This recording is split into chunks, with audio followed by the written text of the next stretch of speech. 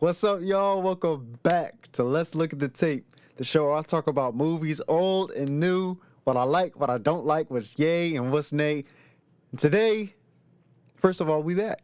We are back after a very long time. It's been a minute. It's been a minute since I've recorded an episode, since I dropped the episode.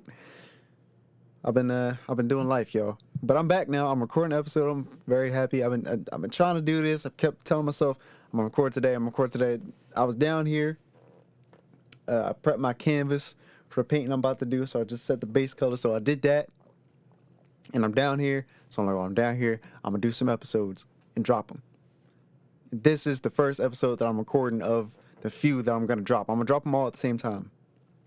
I'm gonna drop them all this. You're gonna be hearing this on Friday, so I'm recording this now on Tuesday, but I'm recording them a few and I'm dropping them all. So everything that you see come out on this Friday is everything that I recorded on this current Tuesday for me. But anyway, very happy to be back.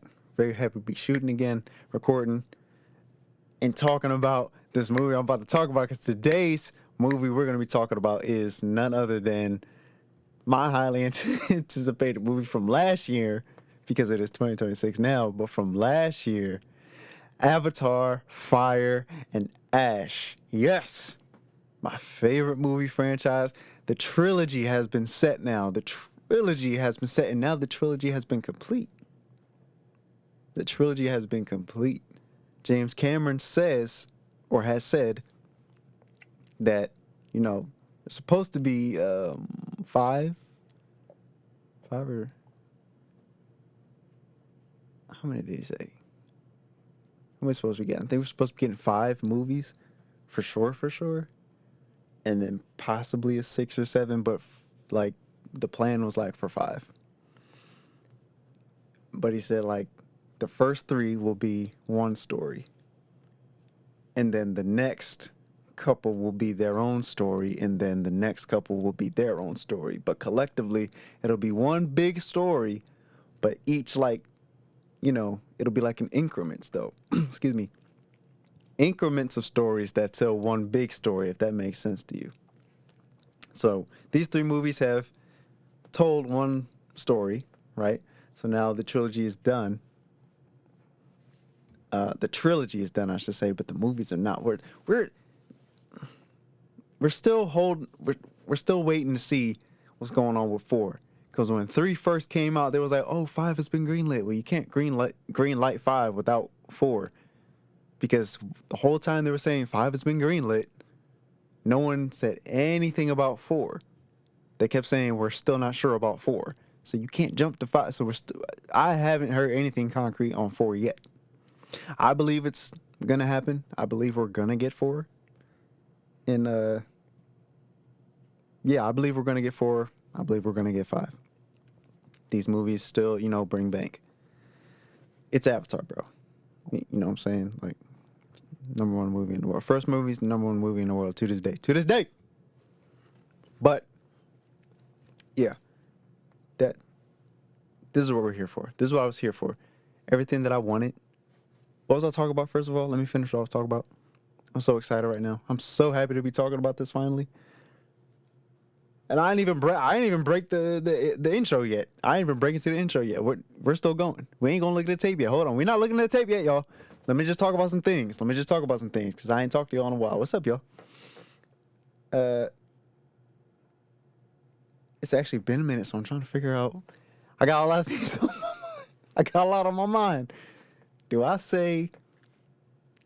I do how it works before or after? Let's look at the tape. I think it's after. I'm gonna do it after. I'm pretty sure it's after. If I'm wrong, I'm wrong. But what was I saying? Yeah. So the first 3 have now come out now. As far as I know, Fire and Ash is not in theaters anymore, and if it is in very few select theaters. It is not in the theaters that I rotate, or the theaters that I rotate. I've got one main theater. I've got the IMAX theater that I went to go. Yes, I absolutely did go see it in IMAX on opening day. I didn't go the Thursday night. I went the Friday afternoon, which was the technical opening day, December 19th. That was a Friday. But the theaters release stuff on Thursday night. I ain't go Thursday night, okay? I didn't do that. Thought about it, but I didn't. I waited. Saw it Friday in IMAX, 3D IMAX. It was a blast. I had such a good time. I got a cup. I got a T-shirt. I got what's it called? The bin for the popcorn. The cup. The cup has a wood sprite on the top that lights up. I was a happy fan. Okay, I was a happy Avatar fan in that theater. Let me tell you something. I soaked in all those 3 hours. I soaked in all of those 3 hours. I wanted more. I wanted more. Now I gotta wait until next year if we're still going on the current calendar cycle for what the sequels are supposed to come out in, which I still believe they will release 4 and 5. I'm pretty sure. No, it's not even next year. It's not even next year. I think, dang, they said fourth one not gonna come out till like what, 28 or something like that. Hold on, let's look. While I look for that, let me finish saying what I was saying before. Yeah, he's kind of like modeling it off like Star Wars. Like you got the first 3, that's just one story. 4, 5, and 6, like that's one story. Then you go back. Excuse me. 1, 2, and 3. We got the gas on this show. 1, 2, and 3 is another story, but that connects to the first 3. So it ends up being one big story. So you know what I'm saying? Like it's incremented. Like these 3 movies are one story. These 3 movies are one story. But together, it's all one big story. It flows together. So he's not necessarily going backward in time with the next 2 movies, but he is going forward. The next movie, it is confirmed that there will be a jump forward. See, all these things that are like confirmed and everything, they're still talking about it. He's still talking about it. I was like, I'm pretty sure the next one's going to come out. I don't know what they're waiting for to tell us. Like, Disney, come on, just do it. Disney, you're making a whole Avatar section in Disney now, in Disney World. You're making a whole section. You already had the Avatar section in the, what's it called? Nature Kingdom? Or whatever it's called in Disney. Now you're making a whole section in the park for Avatar. Just greenlight the 4th movie, bro. Come on. Bro. Like Loak would say, bro. Bro. Come on, bro. Yo, bro. Loak's my boy, bro. Loak is my boy. We're gonna talk about each character. I'm gonna take my time on this episode. When I talked about the first movie, I was so excited, and I'm still gonna go back and do a part 2 to the first Avatar because how excited I was, and I was just going. I'm gonna try and do maybe like a little more organized, ramble about the first one. Some other day though, but I'm gonna try and go. I'm gonna take my sweet time on this one. This is a 3-hour movie. A 3-hour movie. I'm not going to give you a 3-hour episode, but it was a 3-hour movie. I'm going to take my time on a 3-hour movie. Okay. But let me get this stuff out yet because we still have not broken to the intro, but I'm still having a good time. Y'all having a good time? So yeah, the story of the first 3 movies has been played out now, been played through. So now when we jump forward in the 4th movie, that will start the next increment of the story, of the bigger story, the next smaller story of the bigger story, So by the time, if we do end up getting 7 movies, which is very possible, I don't want to hear anything from anybody talk about 7 movies is too much. You know how many movies Star Wars has? And they still, to this day, that IP still gets projects made because it's a good IP and it makes money. Now, not very happy with the IP right now, and a lot of fans are not. But there's still money to be made there. And as long as there's money to be made there, you know, if you stop upsetting the fans, as as long as the fans are happy, you know, there's money to be made. And James Cameron don't miss. He's gonna please the fans because he stays true to his vision. I trust this man.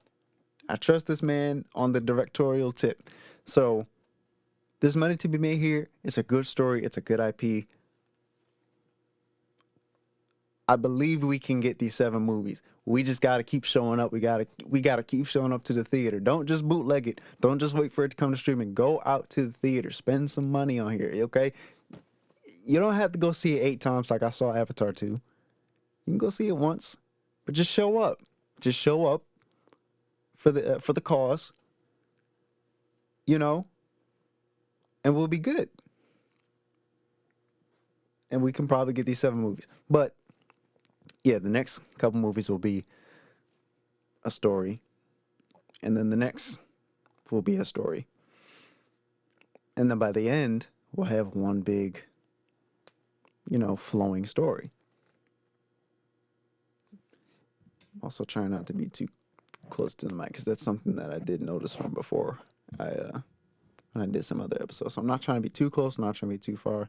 So we're kind of playing this out here. I think this is a good little, you know, distance. I'm not on it before. I remember before I was kind of on it. So I'm not on it right now. I do actually have some air between me and the mic. So yeah, there's that. Okay, so I finished that thought finally. Now, I was saying about the release.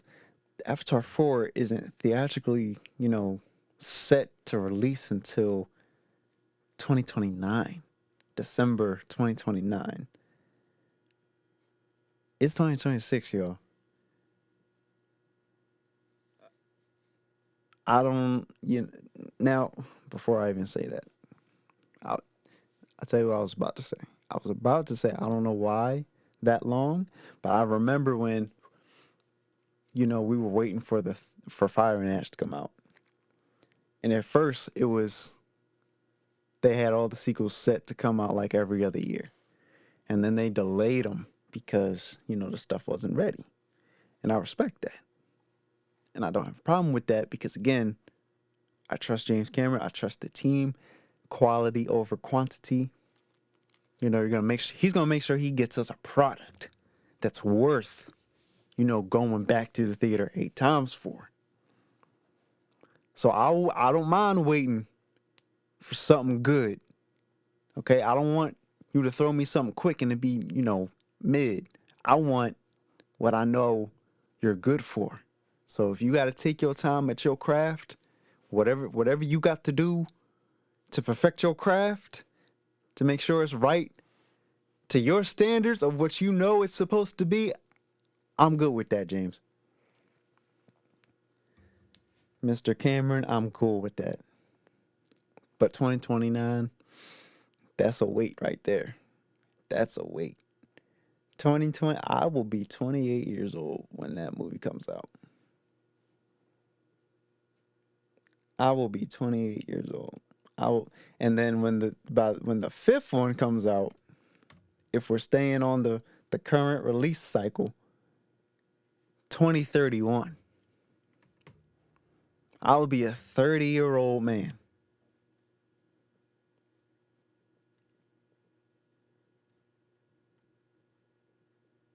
Yeah. I also want to throw this out there. He said that if we don't get the 4th movie, the 4th and the 5th, he's going to conclude everything in a book. Now, I don't believe that this will happen, but if it does, of course, I'm going to buy the book. And this will be, I'm not a huge reader, you know. Only book I really read is my Bible. I read my Bible. And the only, like, novel I've ever really liked was The Art of Racing in the Rain. And I actually just found my copy the other day, so I'm going to, you know, start rereading that from beginning to end again.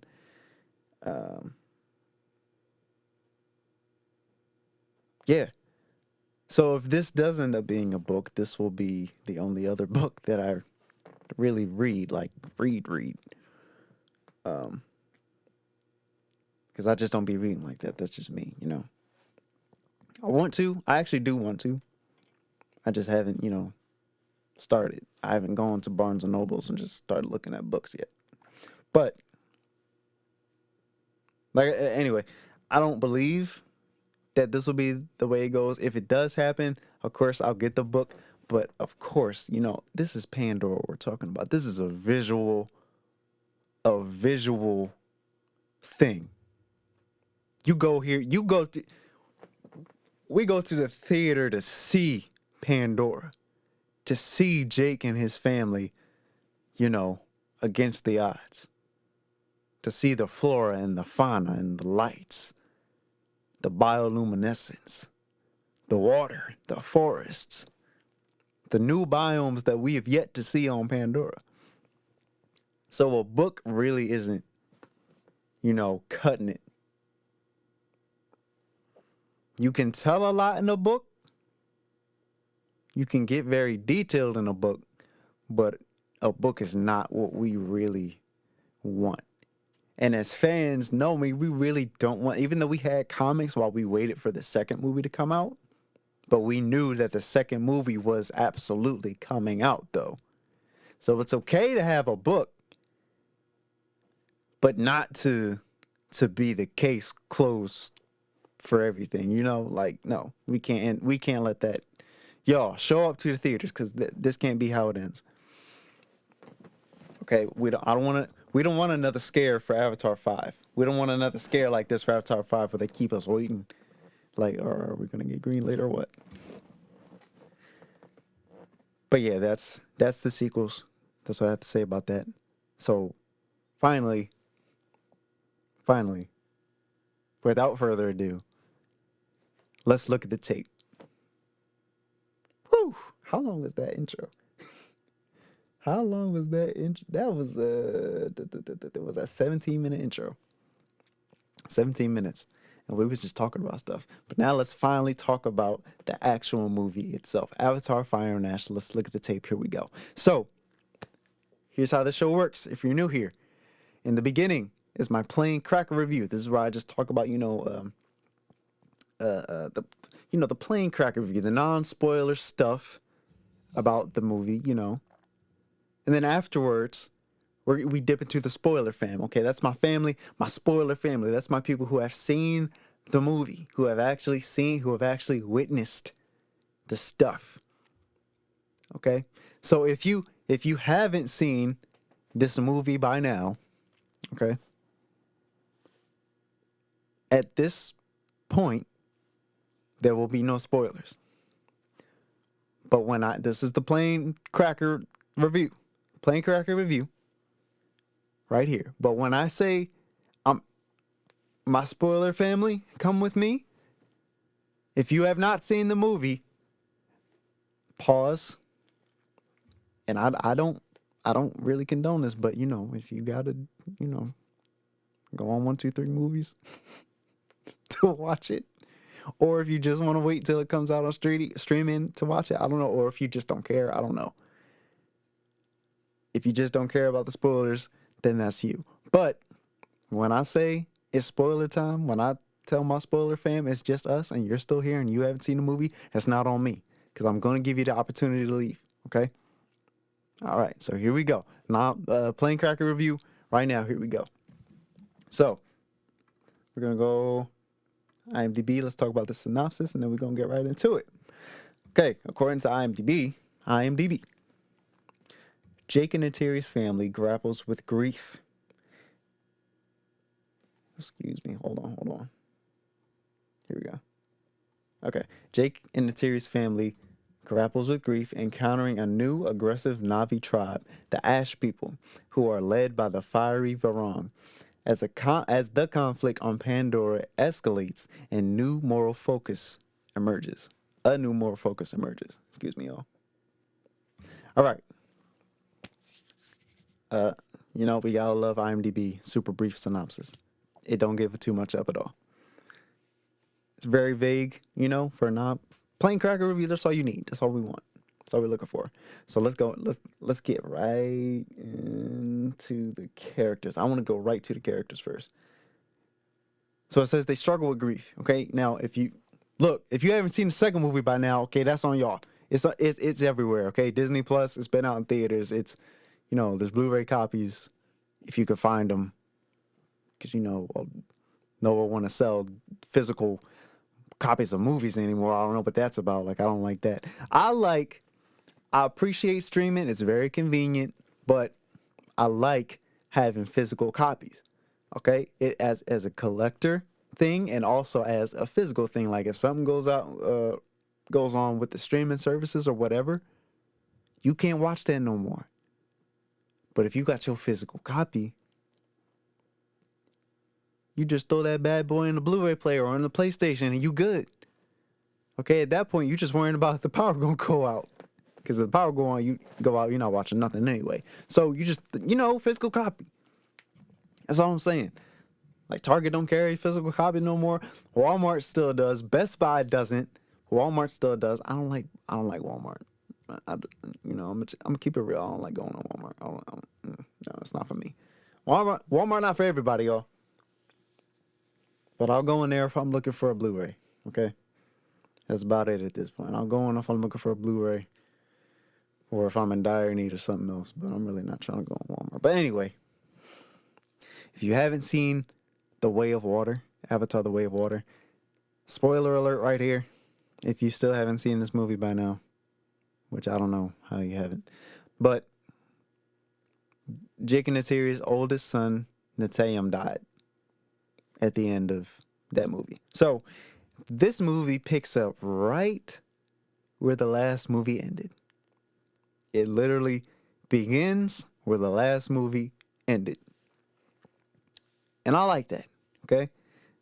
It makes me feel like nothing has been missed and, we're just carrying on. Like I said in the beginning, this is just, this is a part of the same story. This is the end of this first little story that's a part of the big overall story. So I like that. We go right into where we left off. Jake is being Jake. Jake is being a how do we put this? He's being a Marine. He's just being a Marine. He's dealing with it the way he knows how. He's just keeping himself busy. He's just, we got a war now. Before, he was trying to run from the war, but now he's like, all right, I can't run from war. I got to fight this thing. So he's preparing for war. He's trying to get the people ready for war. And the Met Cayena people, the Water Tribe, they're like, nah, we'll fight, but we're not using guns. We don't use metal weapons. We don't do that. The people don't do that. And Jake is like, you cannot fight them with bows and arrows and spears. You need some heavy artillery. You need some metal. You need some guns. You need some rockets. You need stuff. It's right here. You need this. Neytiri, she's that was her firstborn son. That's one of her children. She's grief-stricken, and both of them are. I'm not saying that she's more than he is. No, both of them are, but I'm saying they're handling it very different. While Jake is, I don't want to say suppressing it. I don't want to say that. I feel like he's very well feeling it, but she's hurt. She's like, yo. So she's holding on to her faith. She's doing her best, keep it day by day. Jake's kind of doing the opposite of that. He's kind of questioning things. It's like, yo, nah. He's like, I'm not feeling none of that right now. But Neytiri is, she's going through it. Loak is also going through it. He's missing his brother, He really doesn't know. That was his guy, because everybody sees Loak as like an outcast, a screw up. But Neteyam was his guy. Neteyam, he was always there. Even though Loak had his little feelings like, oh, you're the perfect son, they favor you more, da da da da da. But Neteyam was always there Loak always, could always lean on his shoulder. There was still a beautiful bond there. And now he's missing his brother. Um,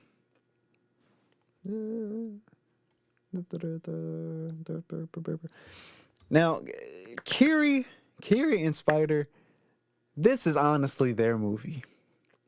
This is honestly their movie. So, let me say this.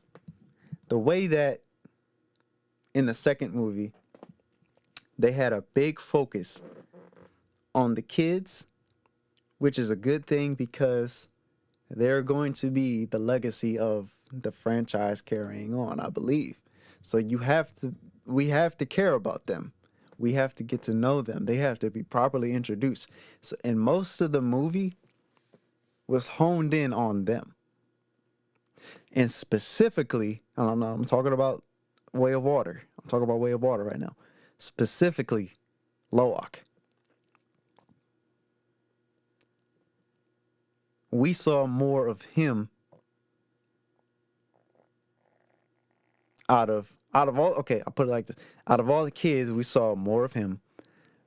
And then out of Jake and Natiri, we saw more of the kids. Okay. So we saw the kids more. We spent more time with the kids and what they're doing more than Jake and Natiri in the second movie. But out of all the kids, we spent more time with Loak. So I feel like the second movie was really Loak's movie. First movie was Jake's movie and Natiri. Jake and Natiri's movie. Second movie was Loak's movie. This movie, Fire and Ash, feels like Kiri and Spider's movie. And we'll talk about that a little bit, probably like a little bit in the Plain Cracker review and more in the spoiler fam.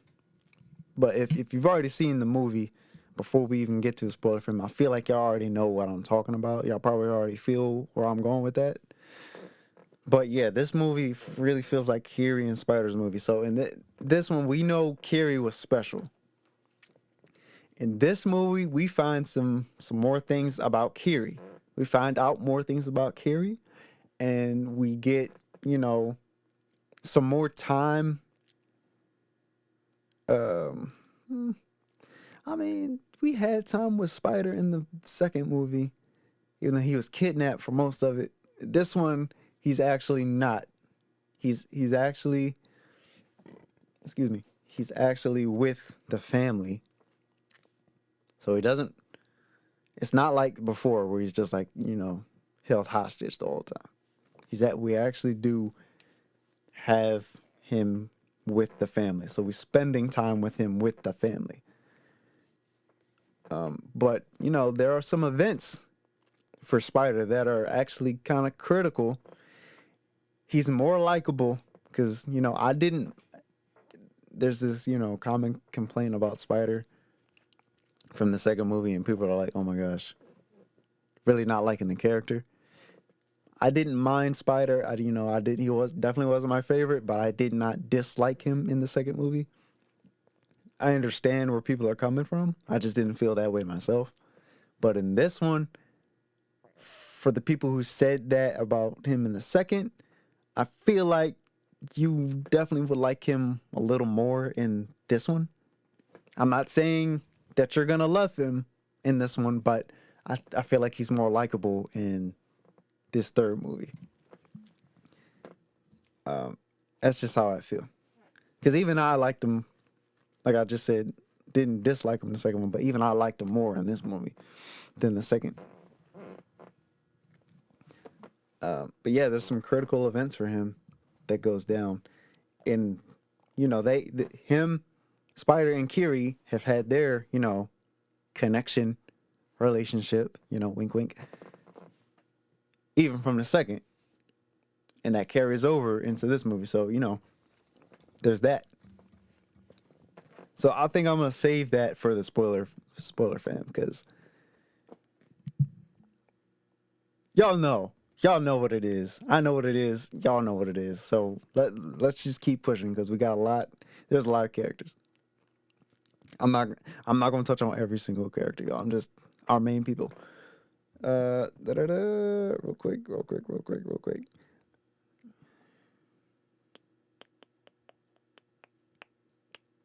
Yeah, let's just do him now. Quaritch. Quaritch, yo. Okay. In the first movie, he was just like the bad guy. He was just bad to be bad. He was just a, you know, stubborn, stuck in his ways, Marine. What are they? Yeah, he's a Marine. Uh, American soldier. He's just a bad guy to be a bad guy on this planet. You know, he doesn't. He just cares about the mission. Get the mission done. He feels like he has a cause. He's fighting for what he believes is a good cause. He dies. They bring him back. Recombinants in an avatar body in the second movie. In the second movie, he is very much more likable because he actually has development as a character, right? I liked him so much more. First of all, it wasn't even like a like or dislike in the first movie. He was just the bad guy just because he was the bad guy. You know what I'm saying? He was just bad to be bad. There was no layers. There was nothing there. There was just antagonists.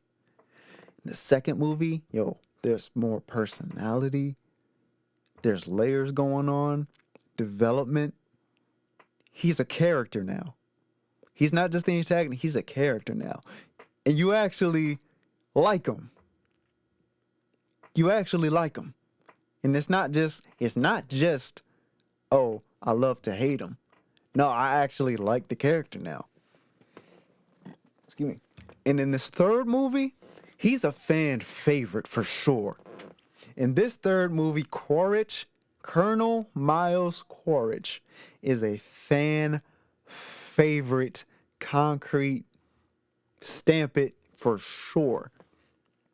When I tell you, this man had me laughing multiple times. He was comedy. He was evil, but he was comedy. Not to mention, there's also, what's stirring in him about Spider because, again, if you haven't seen The Way of Water, this is going to be a spoiler to you, but Spider is his son. So, from the second movie, we see that they developed a bond within those 3 months because the first movie takes place over 3 months, second movie takes place over 3 months. So over those 3 months in the second movie, while Jake was using Spider to learn about, the way of the land, while he was also hunting Jake, they created their own little bond there over those 3 months. That's something that Spider was, actually low key longing for, even though he knew who his father was, what his father did, and he's very against what his father did. And we know Spider is Team Pandora all the way, but there's still that longing for a boy, for a boy to have a relationship with his dad. So over that time, something did develop there between the both of them, regardless of what Spider wants to say, and regardless of how, macho Quaritch, plays himself to be. They built something.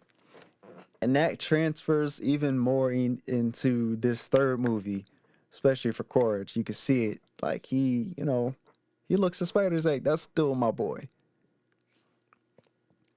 But yeah, he's a fan favorite. He's definitely a fan favorite. I can't wait to talk about his character in a spoiler fan. I cannot wait. That he's hilarious.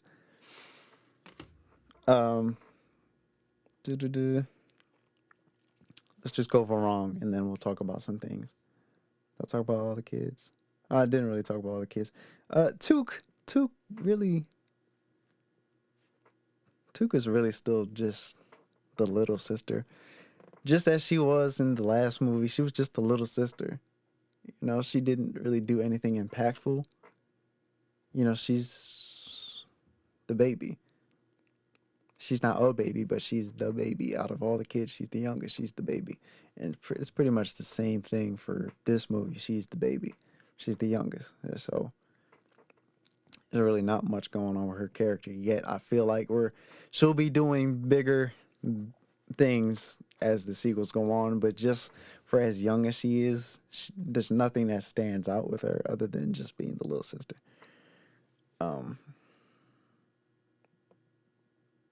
Yeah. So the last big character we have to talk about here is Varong. Varong is the leader of the Mongkwan clan, which is the Ash people. She she is a villain. How, but not like how Corge was just a villain in the first movie. She actually has layers. We understand why she's the way she is. So she is evil, but I understand why. Not that I'm condoning everything that she does. Not that I'm saying the way that she does things is right, but I understand why she feels the way that she feels. That's what you want from a villain. That's what you want from your antagonist. For them to be bad and you to understand why, and sometimes even agree with agree kind of agree with what they're doing sometimes. And when I say that, I'm thinking about Thanos. You know what? Let me not say agree. Let me not say the word agree. I'll just stick with understands. Yeah, agree is too much because I don't agree with what Thanos did. I understood what he did. What he did made sense. That's what I'm trying to say. When your villain makes sense for what they're doing and you understand why they're doing it. Not agree. I'm sorry, y'all. Not agree. I don't want someone to snap their fingers and half the population of the universe disappears. I don't agree with that, okay? It's not all right. But understand. I understand why she is the way she is. But yeah, she's a really good villain though. She's got personality. I feel like she's dangerous. You know, she's I don't want to say manipulative, but she definitely knows how to get her way though. She does know how to get her way. But yeah, she's low key she's kind of scary. She's kind of scary in a good way. In a good way. In a good way. For a movie, in a good way. She's definitely definitely a good antagonist. I'm looking through IMDb here, making sure I'm not missing anything with that. All right, bam. All right, so those are our characters, right? Just a little bit about our characters. Let me talk about what can I talk about before I go into the spoiler fam. Before we have our spoiler fam feast. This movie was well worth the wait. Like I said, I soaked in all those 3 hours. I saw it twice. I did not end up going to see it 8 times. Like I saw Water and The Way of Water. Excuse me. I saw Fire and Ash 2 times. And when I tried to go see it a third, it was not in theaters anymore. Like I said, in select theaters near me where I rotate. So I just said, okay, I'll just take that one to the chest. I saw it. I contributed to the box office, and I saw it. So I will wait until it comes out on Blu-ray, and then I'll have to hunt it down on Blu-ray. Might just have to order it on Amazon. You know, still feel how I feel about that. I want my physical copy, and I used to just be able to go to Target and get it. But I can still go to Walmart and get it. And I'm probably not gonna do all the what's it called, the steelbook, cases like they did for the last movie, and how they re-released things for the first movie when the last movie came out. When Way of Water came out. When Way of Water came out, they did steelbook. They did Blu-ray release. They did like a remastered Blu-ray release for the first Avatar, and then they did 2 steelbooks for both movies, along with the standard steelbook for the release of Way of Water. So that's 2 different steelbooks for Way of Water and one for 2009 Avatar and Ultra HD, 4K Ultra HD for both. And they're probably not going to do all of that for Fire and Ash now. Maybe not all of it. You might probably still be able to find Ultra HD and Blu-ray. Which, if that's the case, I'll just get that. Like, I probably won't get Blu-ray and Ultra HD Blu-ray. Who am I kidding? I probably will, though. But I'm just saying, if they do all of that. But will they do a steelbook? I hope they do. I hope they do. But yeah, no. For the time being, if they just do a 4K ultra release, I'll just get that for this movie. Because that's literally everything. That's usually got the DVD copy in there and the Blu-ray copy in there, and it's in 4HD. Like what else am I need? Excuse me. But yeah, where was I going? Where was I going with that? Yeah, I saw it twice. Well worth the wait. Beautiful movie. You know what I appreciate about this movie? The second movie is called The Way of Water. Of course, we're spending most of the movie in the ocean. That's literally what the movie is called. Water. I appreciate so much that we went back to the forest in this movie. I love the forest. I love the rainforest. I love it.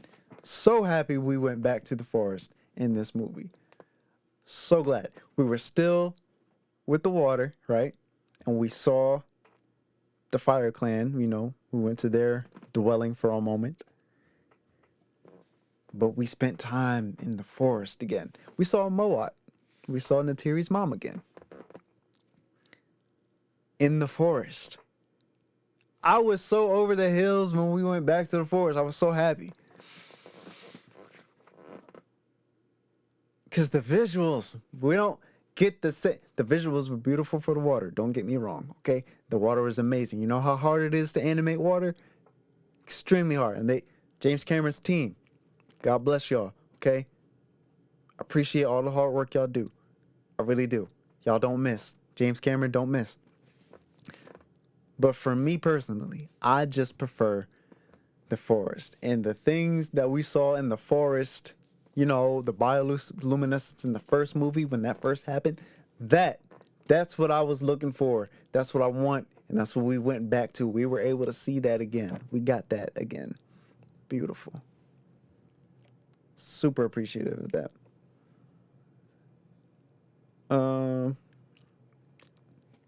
We saw Jake, he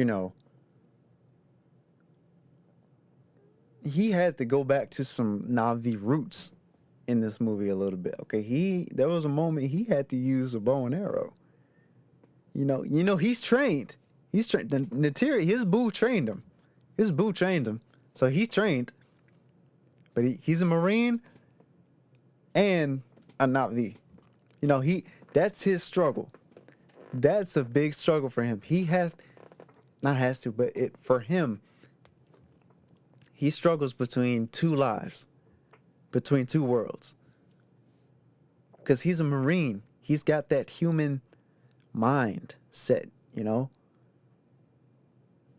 though he's one of the people, but he's still got his human ways about him. Okay? Na'vi is not the only thing he's ever known. Okay? For the Na'vi is the only thing they've ever known. But he's learned two ways of living.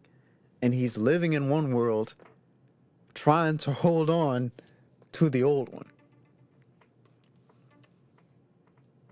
Hold on, y'all. All right, y'all be back. What was I saying? Yeah, he's got that struggle between two worlds, He's trying to hold on to his Marineness, but he kind of needs the Marineness. I just kind of made that up. I made that word up. But he needs that for the fight that they fight. Okay? He actually needs both worlds. They're not winning fights without Jake. They're not winning these fights without Jake, okay? They can't. Jake is right. They cannot go up against warships with bows and arrows. They do need the heavy artillery. Jake is right. But they also need the not V-Way too. They also need Pandora. Both of those things together is how they've been winning these fights. So him knowing both sides of the coin, even though it's a struggle for him, it is a very good thing. It's a good thing for them to fight. Now, his thing, he went back, like I said, he had to go back to some roots from one part of the movie. Y'all know what it is. But I like that. I was like, okay, he got to get busy with that bow and arrow. Let's go. Okay? You know, Jake still got hands. He still got hands. He still got his training. He used a rifle, he used a bow and arrow, he used a spear. He'll do what he has to do. He'll control the fight. He'll use what he's got to do what he's got to do. Now, Taruk Makto, he don't want to be Taruk Makto. We know this. He does not want to be Taruk Makto anymore. He did that when he had to do it. He does not want to do it anymore. In his words, you ride the beast, you become the beast. Okay? He don't want to be bloodthirsty. He does not really want war. He's fighting this war because he has to. But Taruk Makto embracing that means war crazy, apparently. And he doesn't want that. So he's really against being Taruk Makto. But like Tonawari told him, you're always going to be Taruk Makto, bro. You got to embrace it at some point. And at some point, he did have to embrace that in this movie. We'll talk about that later, yo. Anyway, let's move on. But my man's Jake. The chair. That's my boy Jake, you know. Gotta love him. You know, he does what he thinks is right, you know. Yeah. That's our guy. That's our guy. Natiri, yo.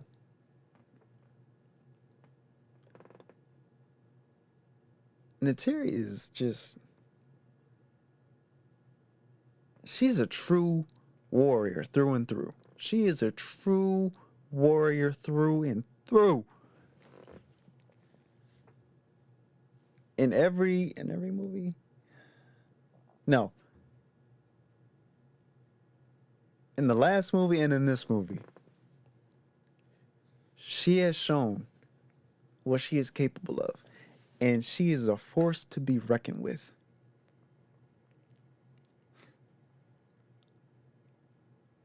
Last movie was pure rage. This one is a controlled, planned, precise, precision, you know, work that she put in. Y'all know what I'm talking about. We're going to talk about it soon in the spoiler fam. It's going to be a long episode.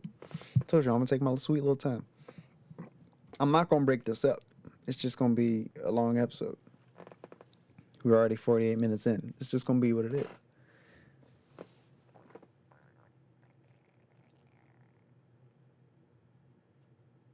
I'm going to just leave it with that for her. You know, I had to think about it for a second. My bad. But I had to think about it for a second. But that's what I'm going to say for her right now. She's a true warrior through and through. What else can I say about this movie? Because I'm about to just jump right into the spoiler. You know, I'll just jump right into the spoiler fam with y'all. You know, I'll just jump right into the pool. I'll go right to the table, and we'll just start having a feast as a family, spoiler family. Because I'm grasping the straws right now, trying to think about what else I could talk about. We done talked about a lot already.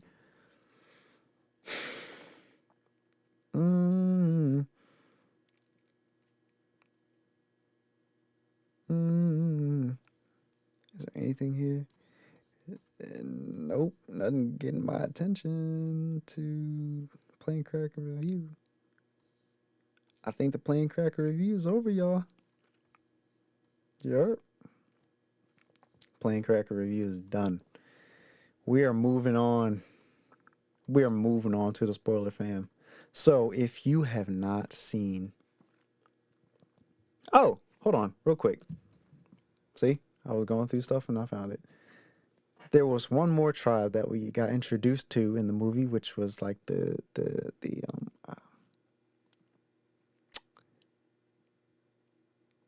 Talem. I think that's how you pronounce it. The Talem clan. The Wind Traders. You know, we got to see a new way of living. You know, they're tradesmen. They go around, you know, they kind of like, you know, find things. They, I don't want to say scavenge things, but they're kind of like pirates. And they just go around to different, places on Pandora and just trade stuff with different clans. They're not loyal to any clan. They just go around freely. They just go with the air freely and just, collect things and trade. And that's all they do. They don't stay in one place. They don't live in one place. They travel for life. And that was cool. That was cool to see how the creatures that they ride on. I don't fully understand how that, works. Because there's like two creatures, and I guess the one pulls the other. The smaller one pulls the bigger one. I don't really know, but it was cool to see. It was like one big hot air balloon. It was cool. And that fight scene was cool too. When they got attacked, yo. All right, but now for real, that's all I got to say. Spoiler fam, it's that time. If you have not seen Avatar: Fire and Ash, stop listening to this now. Pause this. Or if you don't care, then I guess you can, continue with us. I guess you can get a kiddie chair and bring it to the table because you don't have an official spot at the table. But whatever. But for real, if you haven't seen this movie, this is where we talk about the spoilers now. So pause, come back when you have seen the movie somehow. And yeah, that's it. I'm giving you the chance. Are you still here? Everybody seen the movie? We ready? Okay. What's up, my spoiler fam? What's up, y'all? Here's what we're going to start with real quick, right? Not real quick, but here's what we're going to start with. We're going to start with, like I said, I feel like this is Kiri in Spider's movie because we don't see Loak in this movie. Like, after a certain point, we don't see him for a minute. Like, I forgot about Loak, and that's my boy too. But we didn't see him for a minute. I forgot about him.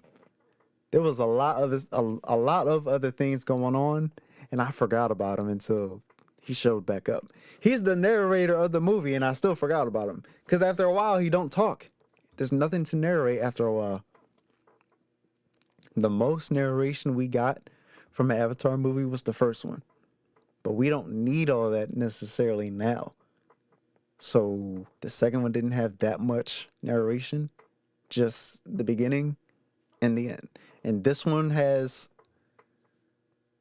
narration in the beginning, a little bit in the middle. And I don't even remember if we got any at the end. No, I don't think we did. We got some in the beginning and the middle. So, and another thing, let's say this about if we're talking about attendance in the movie. The second one didn't have, like I said, it focused a lot on the kids.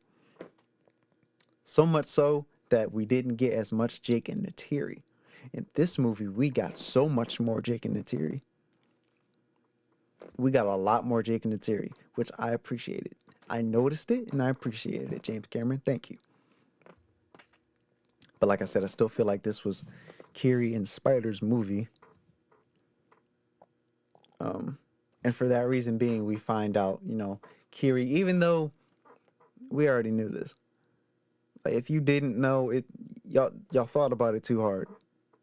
Y'all thought about it too hard. She is the child of the planet. She's the child of Awa. If Awa is, there, who the Na'vi pray to, she's their deity. So that's, Kiri is their divine intervention. She doesn't have a father. She's born of the planet from Grace's avatar body.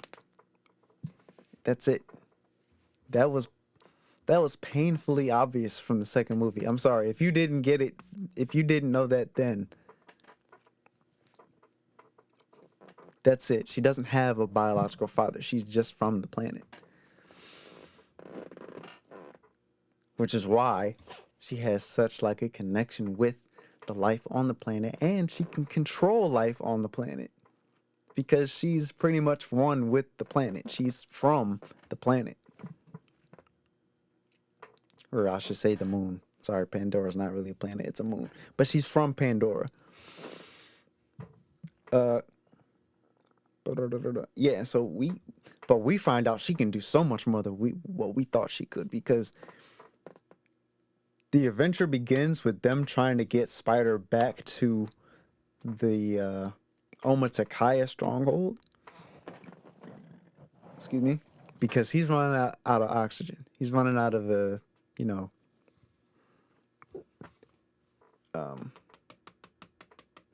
oxygen packs for his mask. He almost died. So Jake saw fit, and mind you, Neytiri she still hates humans, so she hates Spider as well. She hates Spider more because she's the son of Courage. So she doesn't care if he lives or dies. She prefer he dies, honestly. Remember, at one point she was like, "Yo, let's kill him. Let's just kill him. If he's that much of a problem to us, let's kill him." And Jake's like, "Chill." But yeah, they need to take him back to the Omatakaya because that's where the human resistance is also there. And he just needs to live there because he can't live through a mask. But along the way, those wind traders, that's how they were going to get there. Because the kids were like, nah, we don't want to let Spider go. He's a part of our family too. But Jake was like, all right, look, we was going to send him alone, but we can all go together as one big family trip. How'd that sound? Everybody was cool with that, so they all went together. The Mongol attacked. They attacked the wind traders. They are vicious. They are vicious, ruthless, crazy people. The one dude set himself on fire and kamikazed into one of the ships. That was crazy. This man killed himself for the mission. Kamikaze. They're crazy. But the kids got separated from, the parents again. LLATT, Kiri, Spider, and Took got separated again. This is not exactly. Before, in the second movie, they was all doing what they wasn't supposed to do. This time, it was like a legit emergency. They got separated. All right. Neytiri got shot. When Varang shot her in the back, and Neytiri was still fighting too, but Varang got the upper hand, and she fell off the Ikran. Well, we knew she wasn't dead, because we, for those of us who saw the trailer, and also knowing how much movie there was. Well, I shouldn't even say that, because, they could have killed Neytiri off. They could have. I don't think it would make sense for them to, but they could have. But for those of us who saw the trailer, we knew she wasn't gonna die. But yeah, she took a hard fall. She took a hard beating. Jake's. He's out. Jake is out there looking for his family. He's the only one left. He's looking for his wife. He's calling Neytiri on the comms. She's not answering. She's unconscious. He can't get a hold of the kids because LLATT, dude, he's mourning. So his way of mourning is like he likes to fly on his Ikran because it makes him feel close to his brother. But he forgot to put on his comms. So when the Mongol attacked, they set everything on fire. His comms caught on fire. So now he's got no communication. And Jake literally just told him, keep your comms on. You're asking for a gun. You can't even keep your comms on. LLATT, bro. He gave you one directive. Stay with your sisters on the ship. He didn't even do that. I was like, this boy is always doing something he's not supposed to do. So now Jake, he's up. He's looking for his family. He gets, arrested momentarily. He gets found by Quaritch. And, But Jake tells him like, "Yo, Spider's with him. He doesn't have another battery pack or oxygen pack or whatever it is, so he's gonna die. We gotta find him. If you care about him, help me find him. Like I don't even care if you got me right now. Like whatever, we'll handle our business later. But we gotta find the kids." And Quaritch is like, "All right, bet." So you know what I'm saying about that relationship, that bond. Quaritch, you know, he loves his kid. He actually does. Uh, but yeah, they cuff Jake. You know, they got him in cuffs, so they're pretty much just using him to find out where they are, because it's Pandora. Excuse. The kids run into the Manquan. You know, so Loak has a rifle. Before that, I'm sorry, I went too far too fast. This is where we find out how crazy Kiri's powers are, because Spider runs out of oxygen in the mask. And she's like, "Put him down here in the grass, in the vines and all that, because I'm feeling something right now. This feels right. Just put him here and let me do my thing." And Loak is like, "You tripping right now? We gotta go. The other half of the ship is down this way. That's where the battery pack was." And when she yelled at him, the whole planet yelled at him. I would have been, "All right, boo, you got it." Laid him down, took one of them wood sprites, and she unplugged the back of it, and she made him chew it up, and swallow. And then she plugged her kuru, because I found out, I learned what it's called. It's called the kuru. She plugged her kuru into the roots of the planet, and all them vines and stuff started wrapping around Spider and went all up in his nose and his mouth and everything. I don't know how long that took, but she changed his entire system to the point he can breathe the air on Pandora now without a mask. That's how crazy her powers are. She changed his whole system, his whole biological system, so that he could breathe the air. Not only that, but he's growing a crew also. When they brought him back to the lab, they found out he's growing a kuru. His own kuru. He can connect to the planet the same way that Navi can now. That's how crazy her powers are.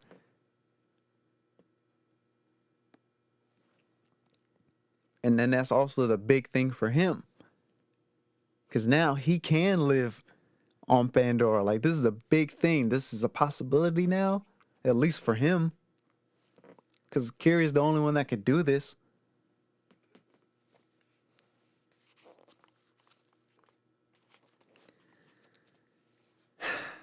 It was wild. It was wild, you know? But it's really, she's learning her strength. Kiri's learning her strength. She's coming into herself. Spider is still Spider. He could just breathe Pandora air now. But yeah, that was that. That was super crazy. Let's talk about Quaritch. When the kids get caught by the Manquan and Jake and Quaritch find them, and they ended up having the squabble between themselves and the Manquan. And at first, they have the upper hand because Varong wants to learn how to use the gun. She saw Loak use the gun. She wants to learn how to use the gun now. Loak refuses, like a sensible person, because clearly this lady's out of her mind. She cannot have the knowledge of this dangerous piece of artillery. Quaritch sees her, and him also being kind of out of his mind, teaches her. In the midst of him teaching her, he catches a little crush on her. Like I said, he's kind of out of his mind. She's completely out of hers. It's a match made in Crazy Town for them. So, they end up getting out of there. You know, they have to momentarily team up. They end up getting out of there. Quaritch goes back. He goes back for the help of the Manquan. And to do that, he's got to get in good with the Sahik, who is Varang.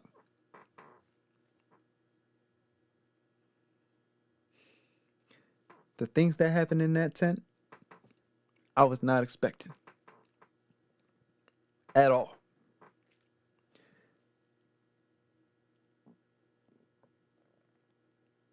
I didn't know. Now, I know that the Na'vi had, you know, their own psychedelics and things. But she got him high. She got him real high.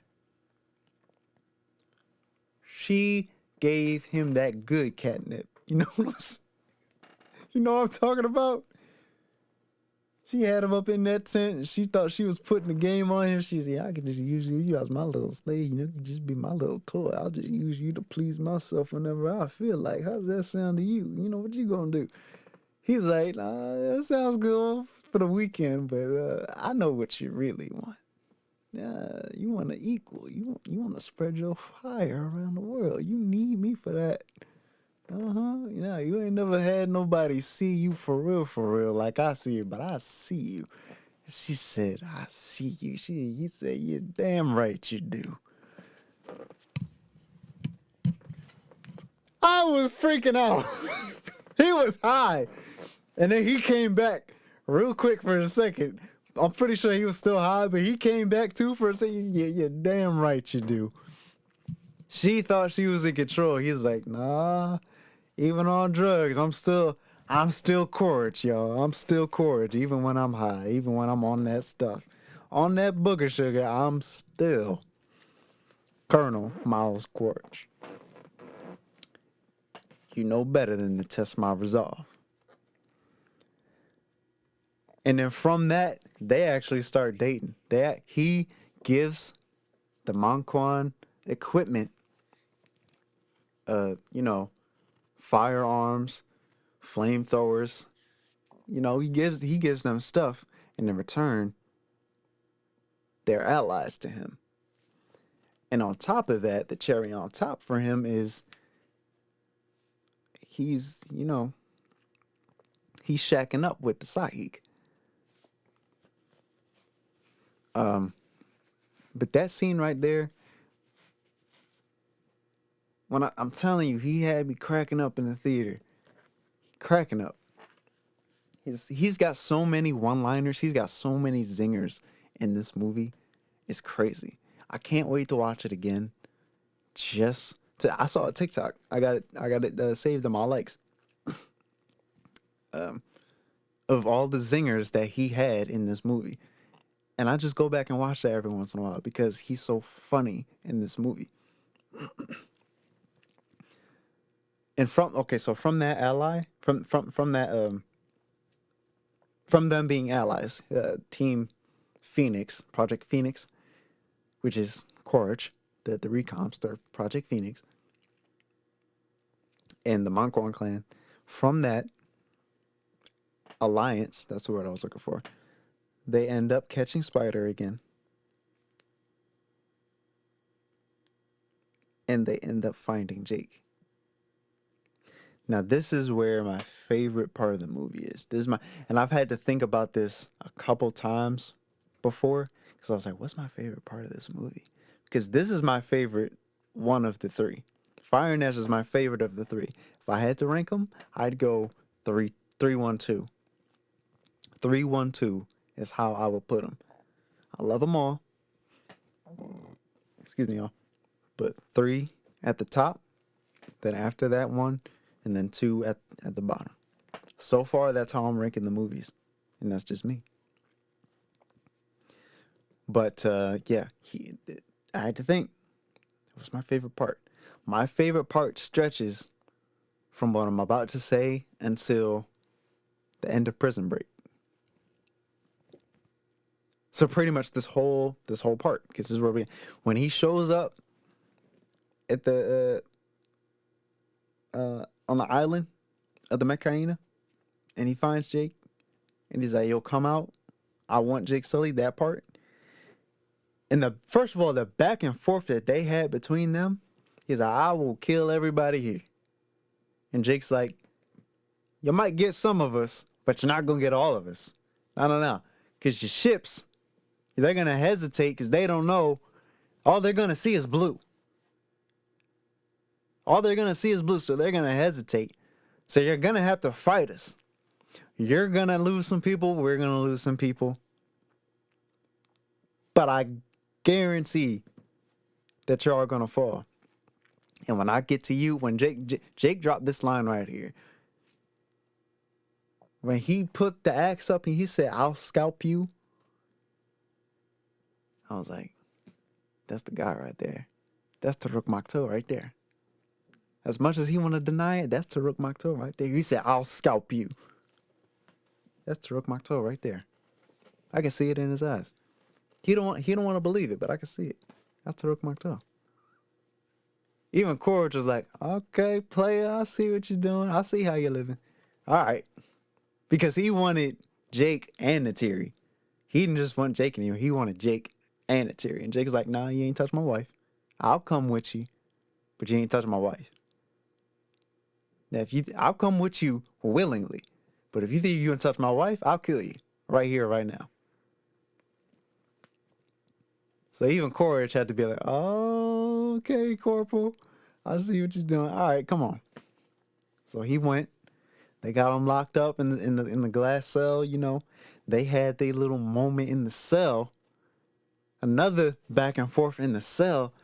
This whole time, this whole movie, Jake has been trying to tell. Before, when they had to team up to get away from the Monquan, Jake was trying to tell him, like, "Yo, you got a whole new life you could live right now. You got a whole new body. You could live a whole new life."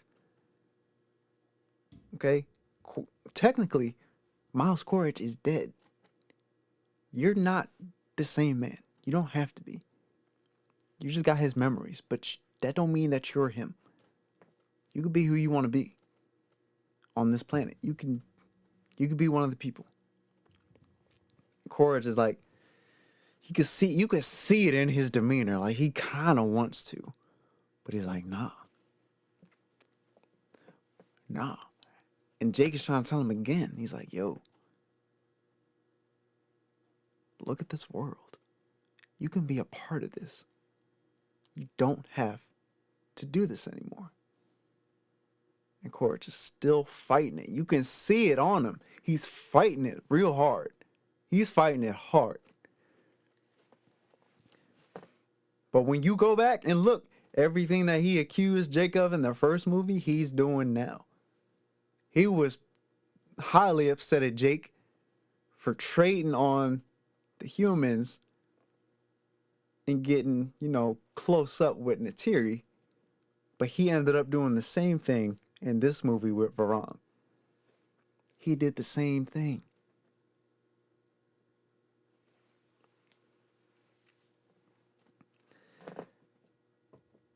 And then, speaking of Natiri, when she comes in hot, disguised as a Monquan, and she started blowing stuff up, when she started wrecking shop, cinema. Harry Styles, cinema. Peak cinema. She said, "I don't care what nobody's doing. I'm going back for my husband. And I'm going to bring him home." He said, "Don't come back for me. Stay safe.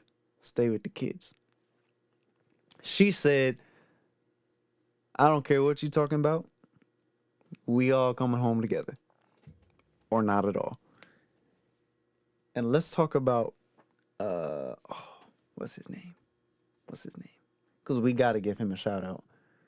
Dr. Garvin. When they told him that his complaint was noted, or however they put it to him, he ain't like that at all. He said, "You know what? Forget all this." And he took the crane and he smashed it on the cage and to get Jake free. And not only that, then he dropped the crane as a shield so Jake wouldn't get shot. Ian Garvin, he a real one. He's a real one for that. He is a real one for that. Yeah, that was cool. Because I was thinking in my head, I was like, okay, how is he gonna get out? How is he gonna get out of this? Because I know he's not gonna die in this movie. They're not gonna kill Jake in this movie. Well, I thought, okay, he's not gonna die in this moment in this movie. I still had my thoughts. Is he gonna die in this movie? Or who is gonna die in this movie? I felt like someone was gonna die in this movie. No one did, but I had my suspicions about me still, or suspicions with me, whatever.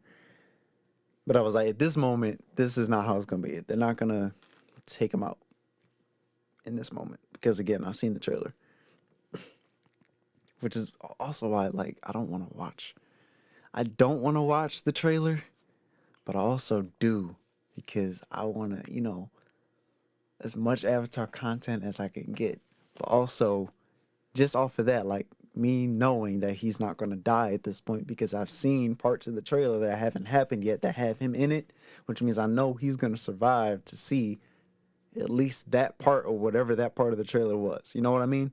That's why I don't want to watch the trailer, so I can go in and be fully surprised about what's happening without having any kind of background. But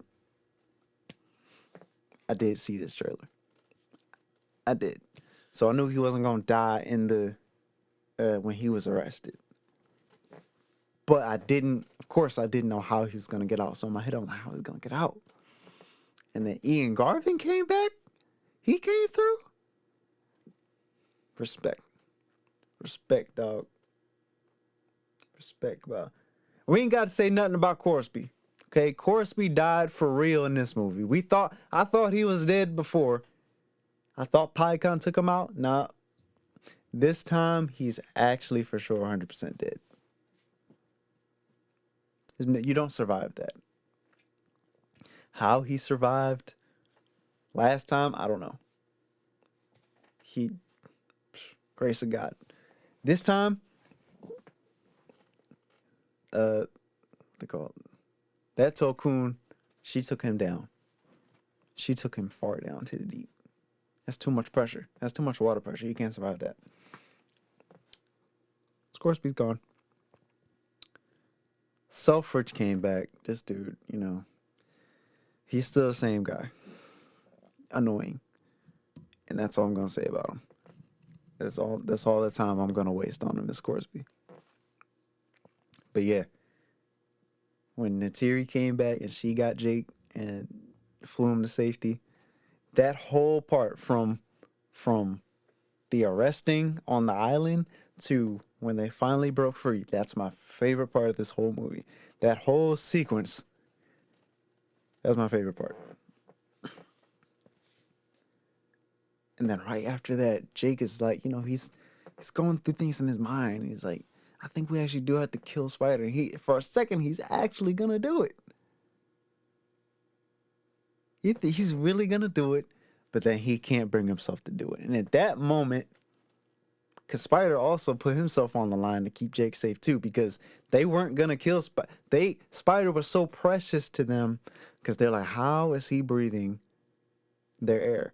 We need to figure this out because they're trying to, cultivate Pandora for themselves so they can live. The humans can live there. They're trying to do that, but they still have masks. But here you go. There's this boy who can breathe the air of, the moon of Pandora without a mask. How did this happen? This needs to be studied. This needs to be duplicated. So this way they can really pioneer Pandora. So he's very precious to them. And Spider, you can say what you want about Spider. He's a smart kid. He knows how precious he is to them. So he puts himself in front of Jake because you're not going to shoot me. You're not going to risk harming me. I'm your greatest study right now. But then General Ardmore, Selfridge is pushing, no, don't shoot him. Ardmore is like, our prisoner has escaped. I don't care what it takes. Shoot him.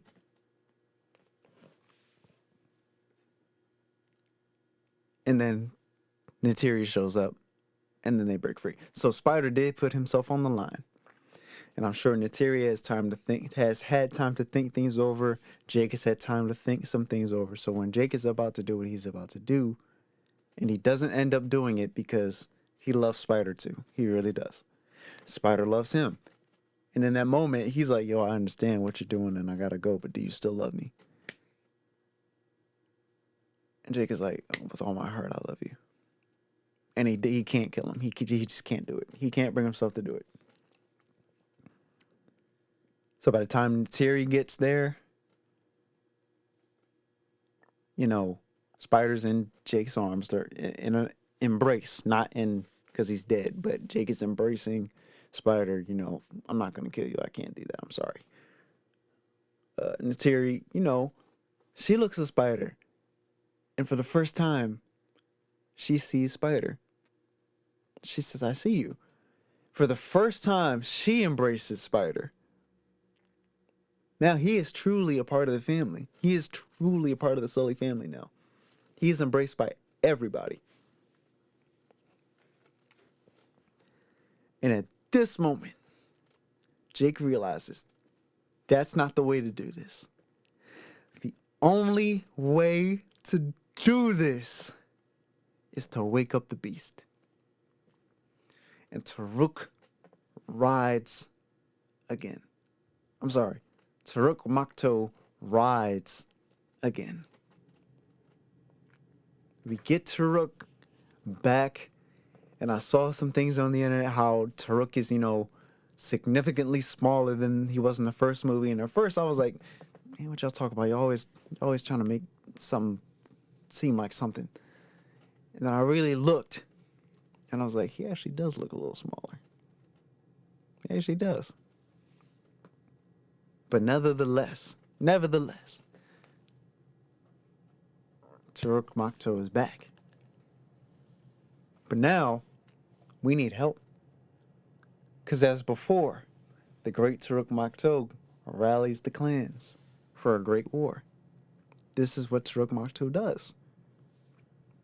As the other, 6 or 5 times since the first songs of the Na'vi people, Taruk rallies the clans for the good of the people.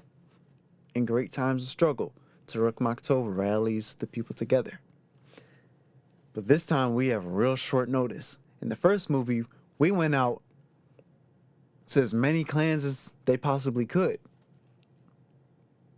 In this movie, we have to go to as many clans as we can within a day. So we have less manpower because this is urgent. This is stressfully urgent. Jake says, go out to the people.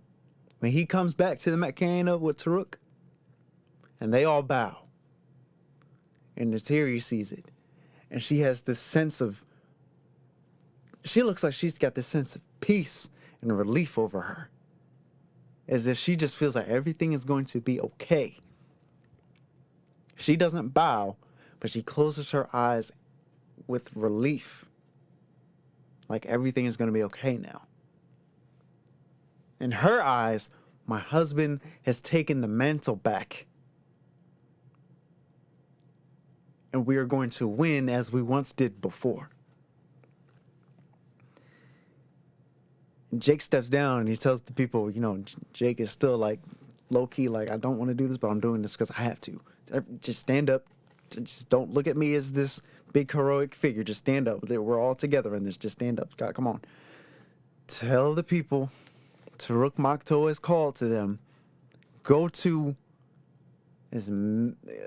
as far as you can, as many clans as you can within a day's trip. Tell the people to Rukmakto calls to them.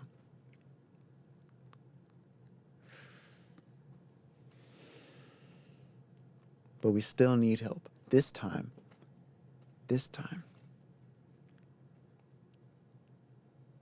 they need the help of the Tokun. Because to the Mekaina, the Tokun are as much people as the Navi are.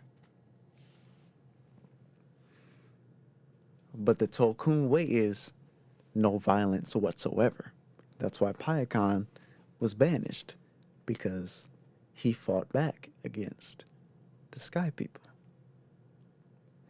Now, he fought back against the Sky People, which got misinterpreted by the Navi as he attacked other Tokun, which is not the case. No, the Sky People attacked the Tokun, and he fought back against the Sky People.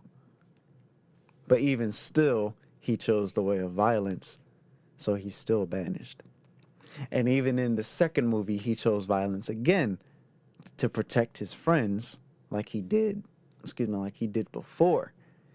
The first reason he got banished. So when he fought back again at the end of the second movie, he got double banished.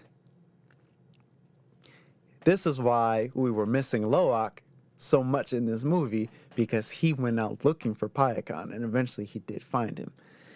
But now there's this great council meeting, another great council meeting. The first council meeting was to banish Payakan for good.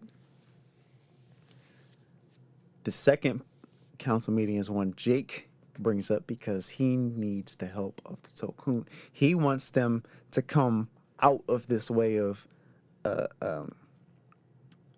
passivity and fight with them. And then guess who shows up? Loak and Payakan and Saraya and Alnong and Roxo. Because when Loak went out, can we talk about Loak for a second real quick? Loak was going through, for what we did see from Loak in this movie, he was going through so much. We had the moment where, he finds his mother's bow and it's broken. And Jake tells him that thing is useless. Don't let your mother see that. Right? But in Loak's heart, he wants to do something about it. He just doesn't know what. Right? He wants to help. He wants to help fight. Jake doesn't see any, point in that, because you can't even do the simple task that I asked you to do. So it's still kind of the same predicament for Loak that it was in The Way of Water, where he's still kind of being the screw up. He's still not really being seen, even though at the end of Way of Water, Jake finally said, I see you, son. But there's still that overwhelming shadow over Loak, where he's still truly not being seen.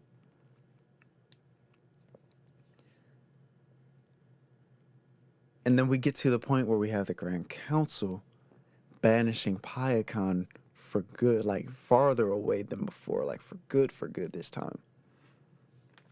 And Loak is like, that's my spirit brother. That's my brother. Like all of you have brothers and sisters with the Tokun, and he's mine. So he's fighting for his brother, and there's no one else really on his side. Saraya she is on his side, and she does speak up with him a little, but she is put down by her father, who is the chief, Tonawari, and her mother, who is the Sahik Ronal. So she can only say so much, but Loak, being Loak, defends the honor of his brother. He says he fought for all of us more than anyone else did. He should be rewarded, not punished. The Grand Council does not want to hear this. So Loak is sent away from the Grand Council, and Jake drags him away. And then they get into this argument, right? Here's where it happens. Here's here's where it is. Here it is. And they have that fight. Y'all remember that fight that they had for a second? And Jake is kind of blowing up. But Loak is also kind of blowing up because he's like, yo, you're my dad, but you don't even stand up for me. Like, you just push me away. You just do what everyone else says. You don't think about me at all. He doesn't say these words exactly. But the exact words that he does say is, you never stand up for me.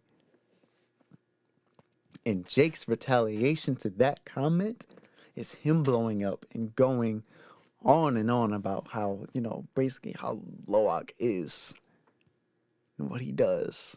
And if it wasn't for Loak, if it wasn't for you, your brother would still be alive. And that kind of just comes out.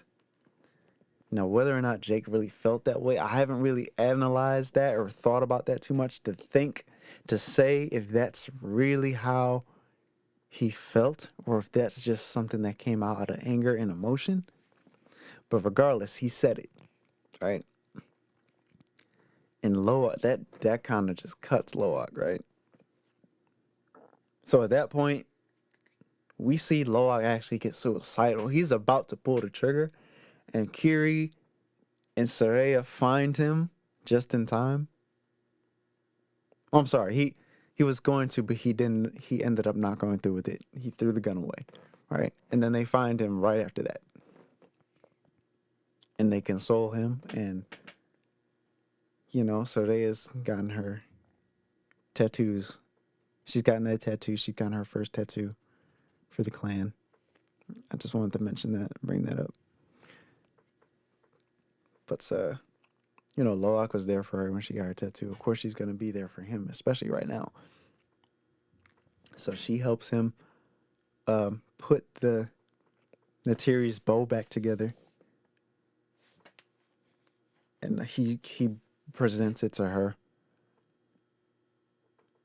And there's a little moment, because we really never got to see a moment between Loak and Natiri. So that was their little heartfelt little moment. It was really short. But that's the last time we saw Loak for a long time in the movie. Cut to, he went out looking for Payakan. He found him. So now cut to the second Grand Council meeting where Jake is trying to get the Tokun to fight with them. And they're saying, no, that's not our way. Loak and Payakan pull up. Saraya and her spirit sister pull up. Alnung and Roxo, they all pull up with their Tokun, right? But while they were away, while Payakan was away, he found one of his brothers from his pod. And this brother is tore up from the floor up. Okay, he's blind, he's missing his eyes. He's tore up, He's really a mess. Attacked by the sky people. So when they show up and they say, like, look at what the sky people do to y'all. And y'all just, and then he speaks that, I forget what that young bull's name is. And no, I'm not talking slang. The Tokun are called bulls. Okay. The males are called bulls and the females are called heifers. I'm not talking slang. When I say that, literally a young bull. But I don't remember what his name was, but he spoke at the Grand Council also. And they're basically, all of them are saying, like, yo, this is what they do to y'all, and y'all don't want to fight back. Y'all can't keep doing that. Look at him.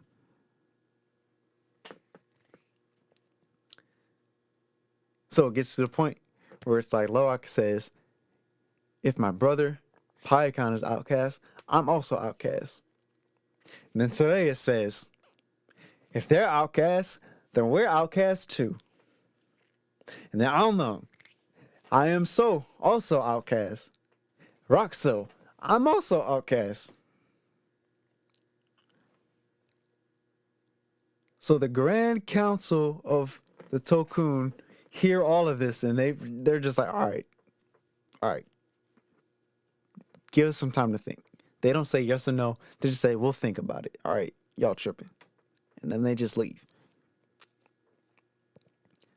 Well, we can't wait for them, so we got to get to fighting. At this, hold on,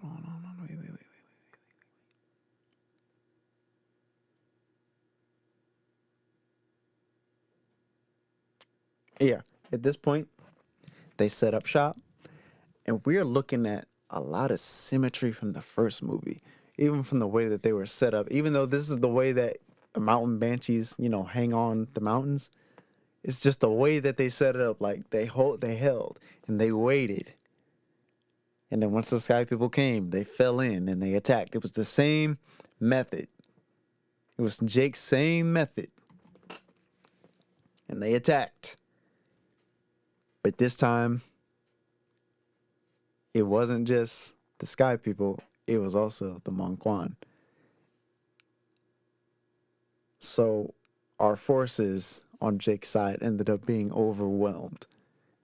If it was just the sky people, because at first it was only the sky people there, and they were mopping the floor with them.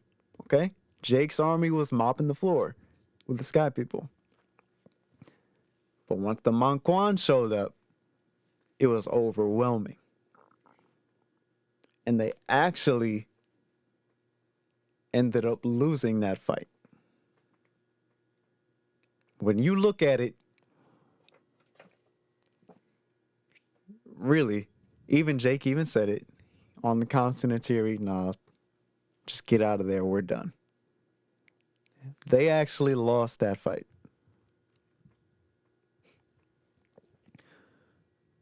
As a whole, as a whole big picture fight, right?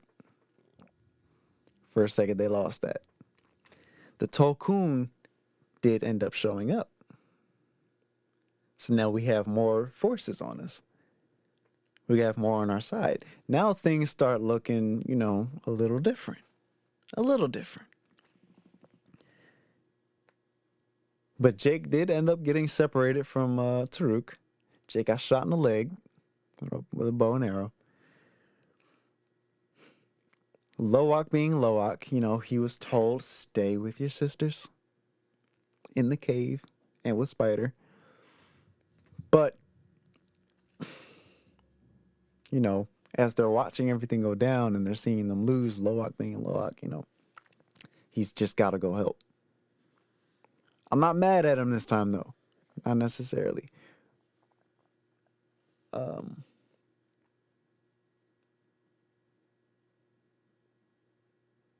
But he's not the only one that leaves the cave.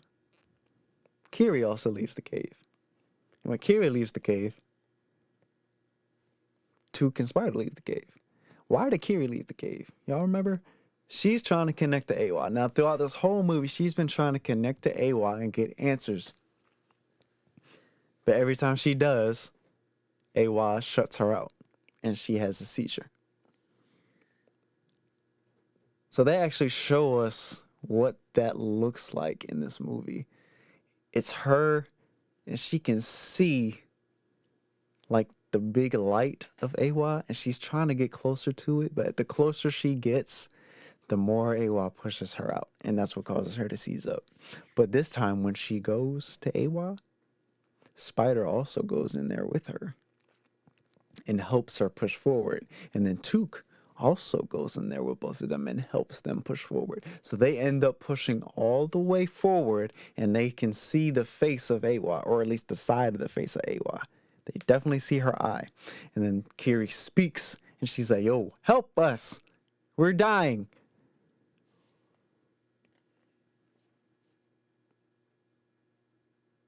And I'll be honest with you, Awa is, Awa is... Sometimes I'll be like, does she really care about what's going on? Does she really care about what's going on? Because she just kind of looked at them like, oh, snap, y'all made it? All right. You know what? I got you. But yeah, they make it through. And I'll be honest with you, it's been since December. It's February now. What happened when they made it through?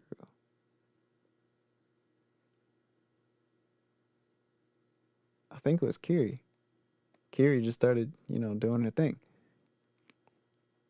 I guess with the help of AWA, if you want to say that. I really don't remember what happened with AWA in that particular. I just remember they saw AWA and that was that.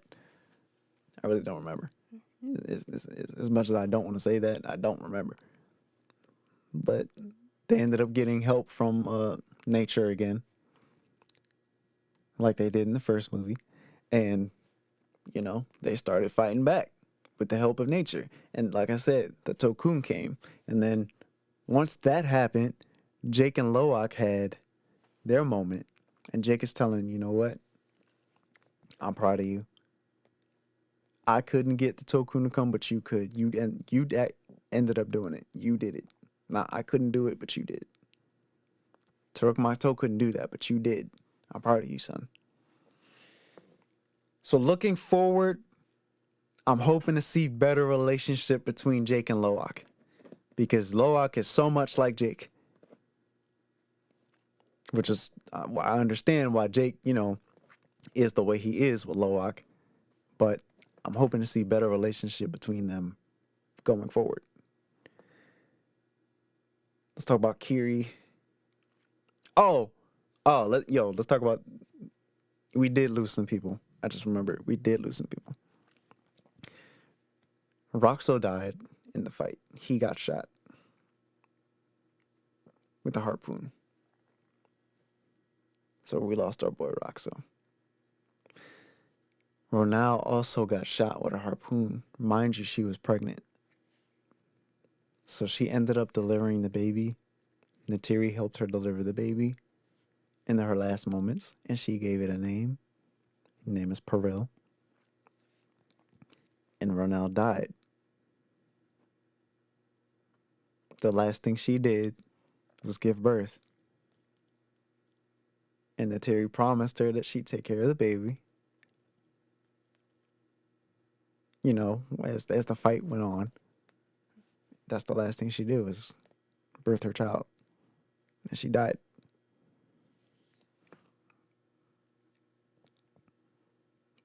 And I was as tough and stern as Ronal was. I was really sad to see her go. And Roxo, even though we didn't get a lot from Roxo at all, like he wasn't like a big major character, it still sucked to see him go too. Man, it sucked to see them go. But we did lose some characters. Excuse. So anyway, Kiri though, she showed her true strength because she went up face to face with Varong. Now Varong, the Ash people, they don't trust and they don't believe in AWA at all because their home got destroyed by a volcano and AWA was nowhere to be found. Similar to what Jake was kind of thinking in the beginning of the movie, is like, our son is dead and where is AWA now? But the Manquan, they take it to a whole nother level. They despise AWA. They do everything against the will of AWA. But Kiri is the embodiment of AWA, I guess. So she shows up like in full force. Kiri's the only Na'vi who can control her Kuru without having to hold it. And Varong has this like method of connecting her Kuru with someone else's Kuru and like pretty much like breaking them down to their knees with that somehow. But Kiri plugs her Kuru into Varong's Kuru and she uses her method against her. And she kind of puts the fear of AWA, if you want to say, into her, because that's the last time we saw Varong. She ran off screaming. This is also the only time we saw Kiri with fangs.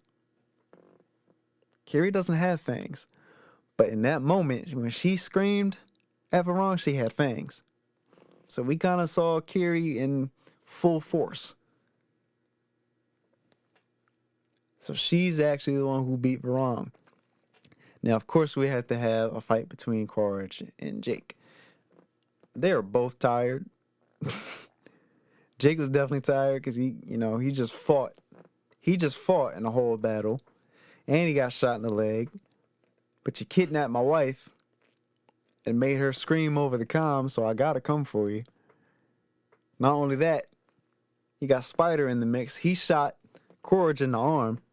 So now they're both tired, still trying to fight each other. They're on these mountains, because mountains float on Pandora, but there's also the spiral in the middle of the ocean. So anything metal, it draws in. It's a big magnet. So now it takes Jake's gun and everything else that's metal around. So now they gotta fight hand to hand. So it's a whole hand to hand Marine versus Marine fight, and they're both tired. They're both injured. And Spider's doing his best to shoot, Quaritch. He ends up slipping, about to fall off the mountain. Quaritch catches him, and Jake has to catch him. And now it's a whole nother moment between Jake, Quaritch, and Spider.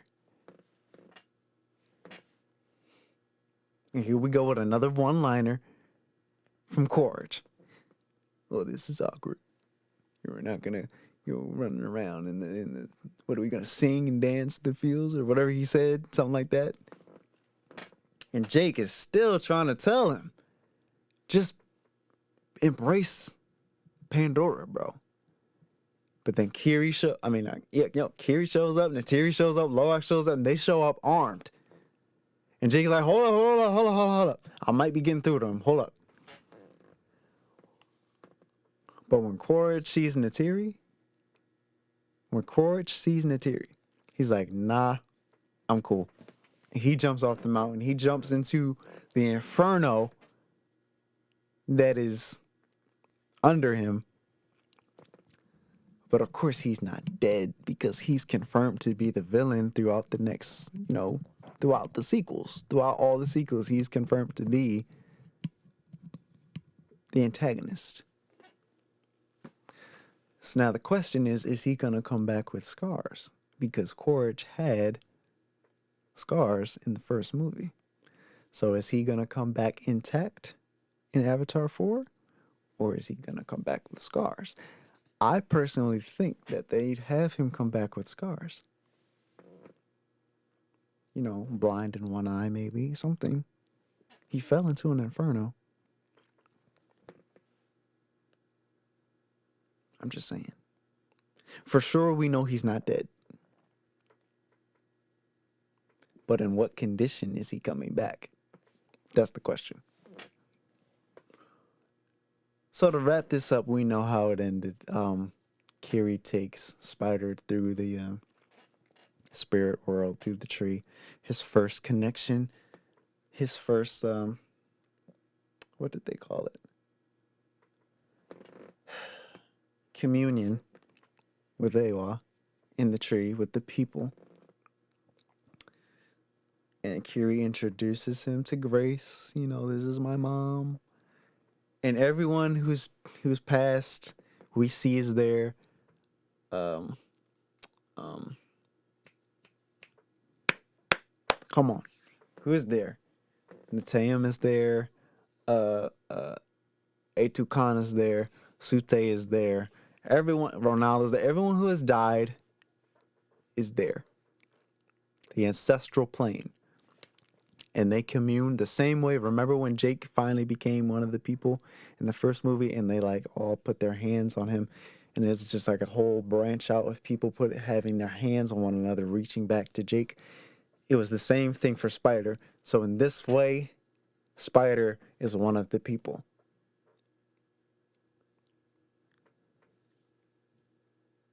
Also, not just everyone who died, but, everyone who connected to the tree to go there, because if you connect to the tree, you can also go to the ancestral plane. So everyone who was living and dead was there, and they all had their little communion and welcomed Spider into the people. Now, I didn't catch this in the theater. I saw this on TikTok. But when y'all get the chance to rewatch this movie, pay attention to Sute. If you already don't know, if you already haven't seen it, pay attention to Sute because you can see it on him. In one moment, he says like "welcome" or whatever, but when Spider's not looking, Sute is so disappointed, and he just puts his head down and just shakes his head like, "Yo, what are we doing?" It's hilarious. Next time you watch it, pay very close attention. It's worth seeing. It's those little subtle things that you miss, but once you see it, you can't unsee. Man, this is a long episode, y'all. This might be the longest episode. I'm not sure, but I am closing it now. Spoiler fam, it's been so good, so good. Talking with y'all again, doing another episode. Let's look at the tape. Thank you for being here, listening. Again, this episode, amongst other episodes, will be dropping all at the same time. Yeah, man, this felt so good to do. I finally so backed up. Sorry it took so long. I've just been doing life, but I have been meaning to do this, and I finally got back to it, and I feel really happy that I did. So, yeah, how do I close this? Thank you for listening, and until next time, I'll see you guys later. Peace.